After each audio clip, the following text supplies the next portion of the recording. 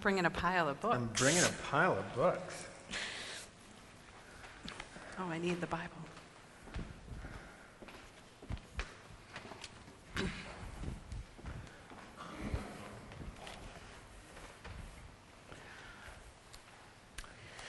Our New Testament lesson this morning is from two different places. Same scripture, but we're reading out of two different translations. The first part of it in chapter 11 is going to be from Eugene Peterson's The Message. He goes down a very long list of saints in this, starting with Abraham and going all the way to Rahab. And then he says these words that our text begins. I could go on, but I've run out of time. There are so many more: Gideon, Barak, Samson, Jephthah, David, Samuel, the prophets. Through acts of faith, they toppled kingdoms, they made justice work, they took the promises for themselves, they were protected from lions, fires, and sword thrusts, turned disadvantage to advantage, won battles, routed alien armies. Women received their loved ones back from the dead. There were those who, under torture, refused to give in and go free, preferring something better, resurrection. Others braved abuse and whips, and yes, chains and dungeons. We have stories of those who were stoned, sawed in two, murdered in cold blood. Stories of vagrants wandering the earth in animal skins, homeless, friendless, powerless. The world didn't deserve them, making their way as best they could on the cruel edges of the world. Not one of these people, even though their lives of faith were exemplary, got their hands on what was promised. God had a better plan for us, that their faith and our faith would come together to make one completed whole. Their lives of faith, not complete, apart from ours. Therefore, since we are surrounded by so great a cloud of witnesses, let us also lay aside every weight and the sin that clings so closely, and let us run with perseverance the race that is set before us, looking to Jesus, the pioneer and perfecter of our faith, who for the sake of the joy that was set before him endured the cross, disregarding its shame, and has taken his seat at the right hand of the throne of God. This is the word of the Lord. Thanks be to God.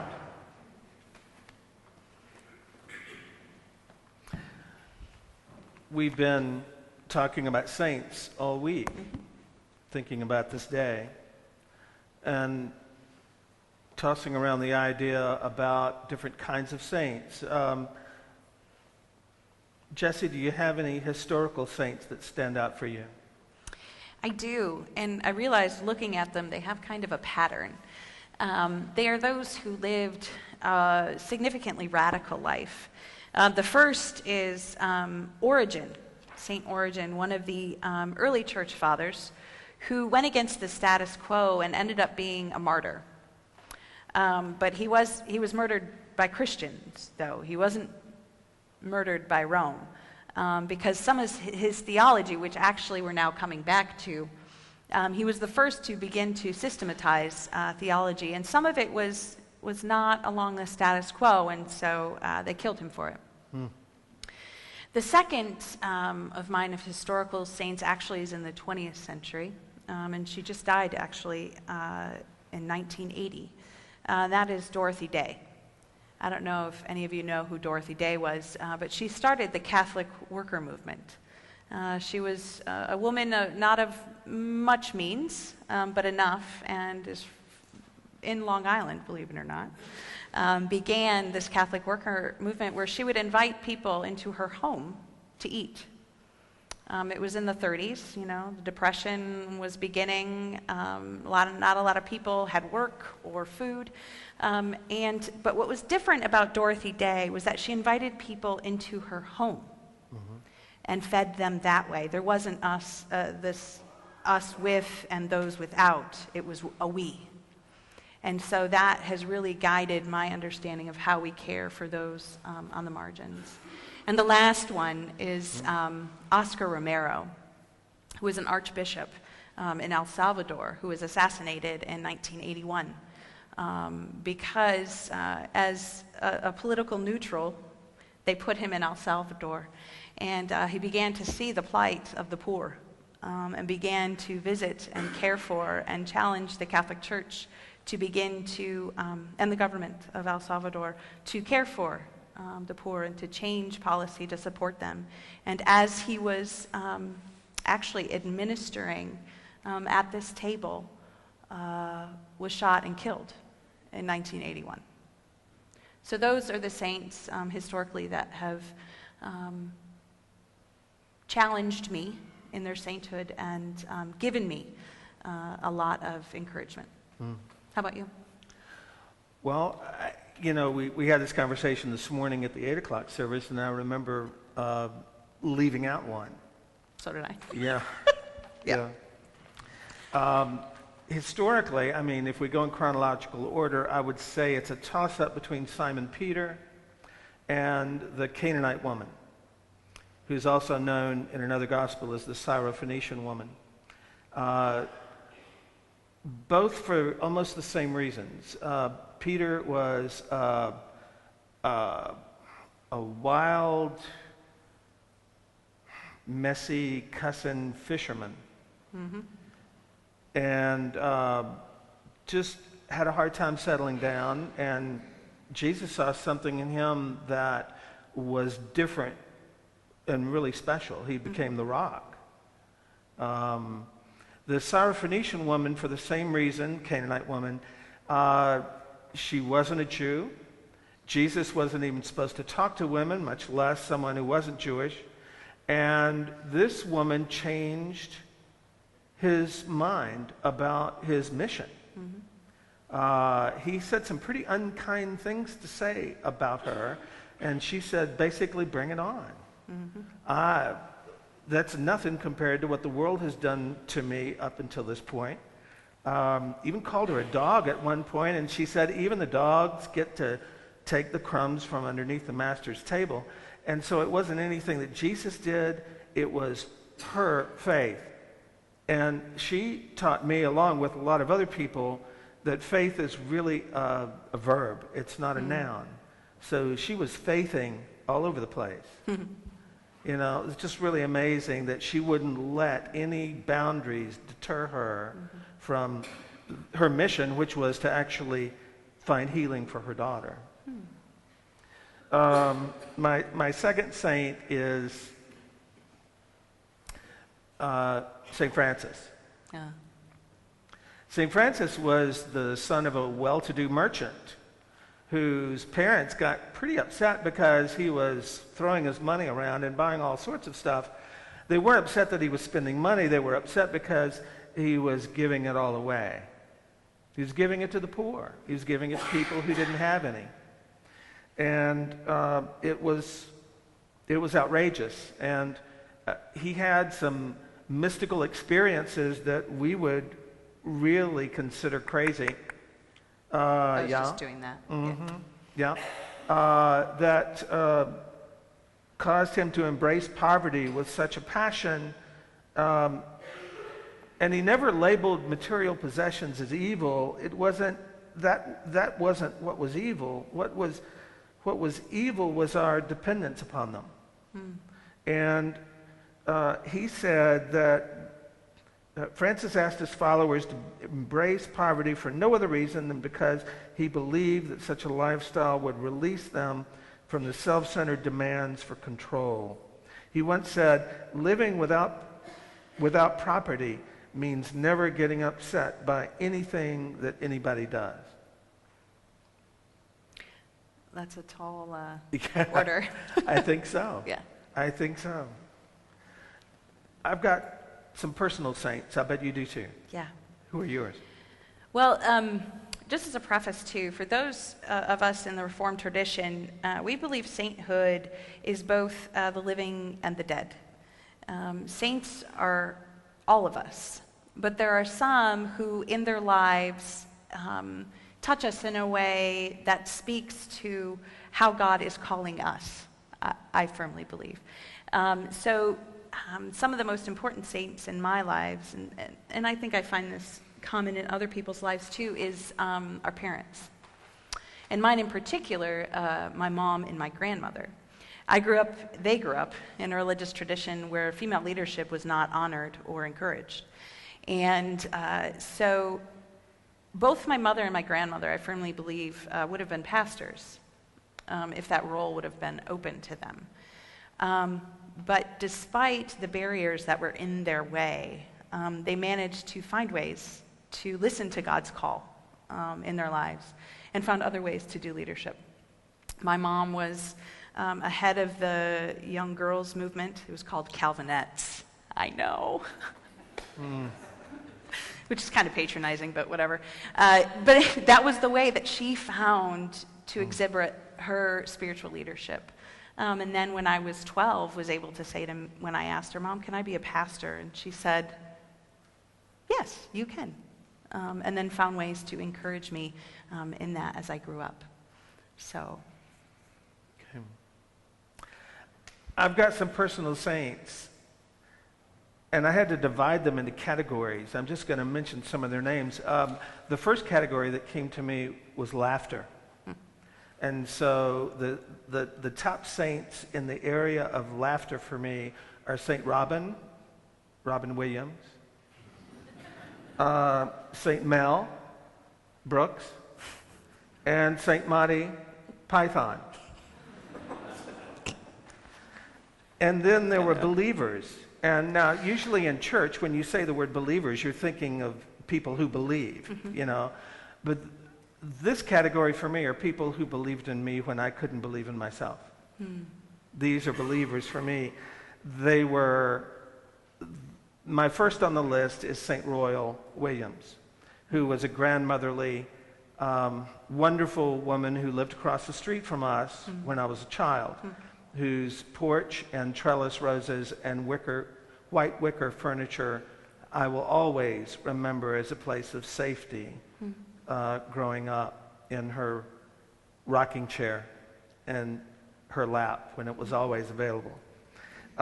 St. John Fisher, who was a 8th grade Sunday school teacher, volunteer, who was probably the first adult in my life who actually listened to what I thought.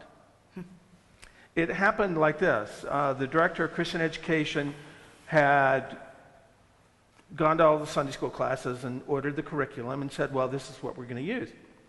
He looked at it and said, you know, I don't like this. And he put it down. And he said, what do you guys want to do? And he listened. We were 8th graders. And he listened. And we came up with a curriculum based upon the dialogue that we had that was so much fun. And so validating and educational.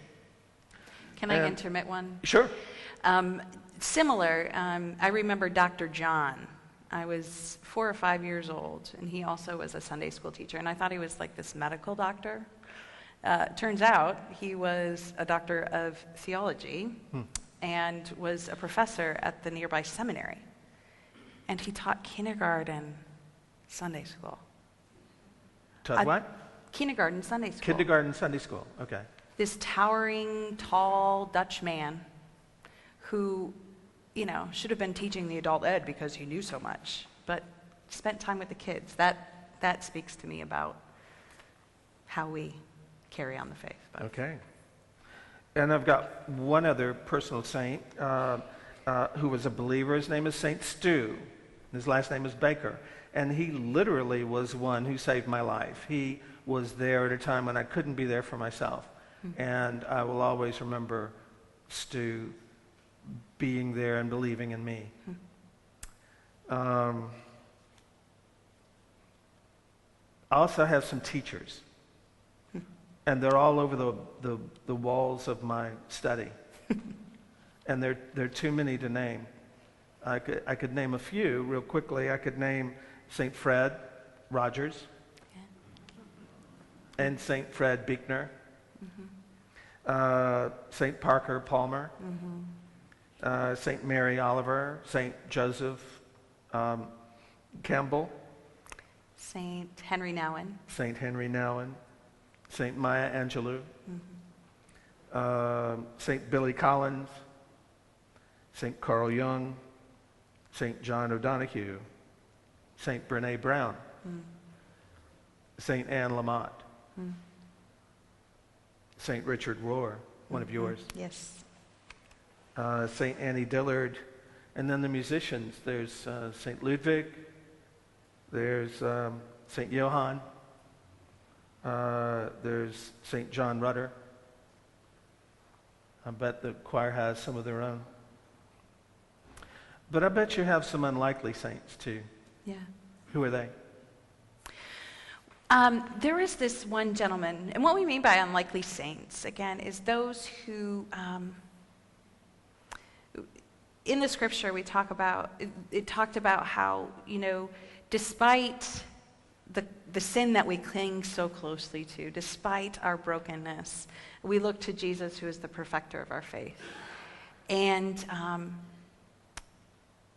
there was this man named John in seminary and before seminary. I spent a lot of time working with brothers and sisters on the street of Atlanta in particular.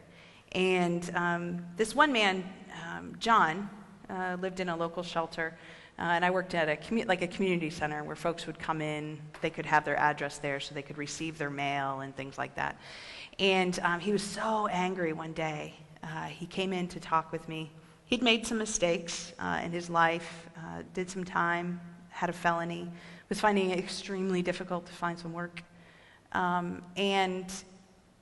But despite all of his brokenness, he still had this ingenuity, this God-given courage and perseverance that just modeled for me that God can continue to move and bring us forward despite our mistakes, despite all of those things that we often believe can keep us down. And so he in his life spoke to me. He sounds like the kind of person who didn't flaunt it, but simply accepted his brokenness as a given. And his continued brokenness. And something not to be hidden away. Yeah. But something that was a part of him. And in spite of his brokenness, can't reach it. In spite of his brokenness, for those of you who were here last week, this is a broken chalice. If you weren't here last week, talk to me and I'll tell you the story. I've got some unlikely. You have another? No, you can go ahead. Okay, yeah. I've got some unlikely saints, and they are, I don't have specific names because there are too many to name, but my unlikely saints are the ones who, like John, accept their brokenness and who understand that giving, letting it go, giving and not taking is the answer to life's quest for joy. And joy is always an inside job. It's not out there. It's always inside. My personal saints, or actually my unlikely, surprising saints, are the ones who are aware, who are awake, who have this understanding that they're not only Jesus' hands and feet in the world, but they're also Jesus' mouth. They're the ones who would change the saying. Everybody knows WWJD, what would Jesus do? It's been around for decades, right? They changed the saying to WWJS. What would Jesus say? Because they understand that we are all Jesus to each other. And that's terrifying. It's just terrifying because, as I said earlier in the confession, there's not a day that goes by, this thing that I use for my living, this mouth. It doesn't get me, it's not a day that goes by it doesn't get me in trouble. Both by what it doesn't say and by what it says. Yes.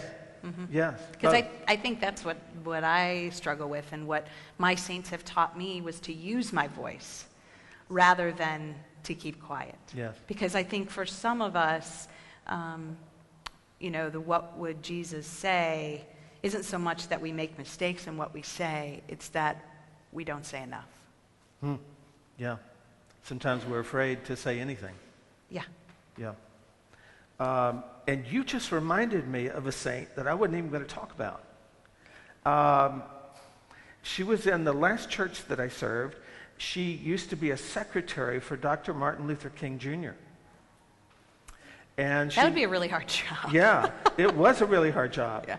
But she is the kind of person who walks up to a struggling young couple that's got a child misbehaving in the grocery store and will intervene by simply saying, "Wow, I just love the way your hair falls. It matches your eyes so beautifully, and it goes so well with the coat that you've got on." And she spends exactly 45 seconds to redirect them from the anger that they're feeling in the red zone so that they are not placing their child in harm's way. She does that all the time. She'll walk up to complete strangers and say, "Wow, I just love the way your eyes sparkle." I wish I had her courage. She's amazing. So there's a Bible verse that I have here from, well, actually, it's not technically a Bible verse. It's from a gospel that didn't make it into the canon. It's from the Gospel of Thomas. It's one of the Gnostic Gospels, and it actually is probably my favorite of all time. I'm going to read it, and then I'm going to interpret it. Jesus said, by the way, the Gospel of Thomas is just a collection of sayings of Jesus. Jesus said, "If you bring forth what is within you, what you have will save you. And if you do not have that within you, what you do not have within you will kill you." Say more. What I think it means is that you have to be awake and aware. And if you know what's inside of you and bring it forth, it will save you. And if you don't, all the messiness, all of the craziness, all of the stuff that we want to hide, all of the stuff that we think destroys us, Jesus says will save you. And if you don't bring it forth, it will kill you. A lot of courage in that verse. And so then there's one last saint, and I have to read his work. It is from St. Shell. St. Shel Silverstein. And, oh dear, let's see if I can find It's it. right Where there. is it? Oh, good. It fell open. It fell open, exactly. The title of the poem is Lester, who apparently didn't get the message on giving. Rather than taking. Right? Yeah, Yes. rather than taking. Lester was given a magic wish by the goblin who lives in the banyan tree. And with his wish, he wished for 2 more wishes. And now, instead of just 1 wish, he cleverly had 3. And with each one of these, he simply wished for 3 more wishes, which gave him 3 old wishes plus 9 new. And with each of these 12, he slyly wished for 3 more wishes, which added up to 46, or is it 52? Well, anyway, he used each wish to wish for wishes till he had 5,007,018,034. And then he spread them on the ground. He clapped his hands and danced around and skipped and sang, and then sat down and wished for more. And more and more they multiplied, while other people smiled and cried and loved and reached and touched and felt. Lester sat amid his wealth, stacked high, mountain high like stacks of gold, sat and counted and grew old. And then one Thursday night they found him dead, with his wishes piled around him. And they counted the lot and found that not a single one was missing, all shiny and new. Here, take a few and think of Lester as you do, in a world of apples and kisses and shoes. He wasted his wishes on wishing. Saint Shell.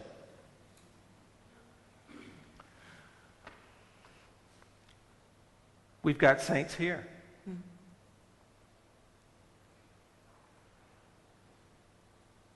Who are your surprising saints? Your unlikely saints? The ones that you may have spent a lifetime wanting to get away from or even hating, but turned out to give you lessons that you never would have learned otherwise.